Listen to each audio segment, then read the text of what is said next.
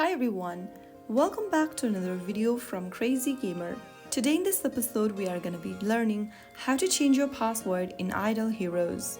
Keeping your account secure is essential and changing your password periodically is a good practice. Here's a step-by-step guide to help you update your password in Idle Heroes. First of all, open up the Idle Heroes app on your device, and once you're inside the home page, go ahead and tap on the 3 menu button at the bottom right corner and click on Settings.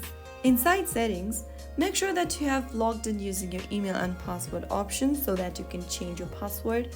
Go to the bottom left and click on Change Password if you see the option, and then in the text boxes provided, you'll need to first type down your old or the current password in the text box and enter the new password in the next field and re-enter the password in the last one. After filling in your old and new password, click on Confirm, and this will help you change your password in Idle Heroes. Once your password is changed, next time you try to log into your account, make sure to enter the newly updated password. And there you have it. That's how you can easily change password in Idle Heroes using your mobile device. If you found the video helpful, don't forget to like, share, and subscribe to the channel. I will be back again in the next video. Thank you for watching.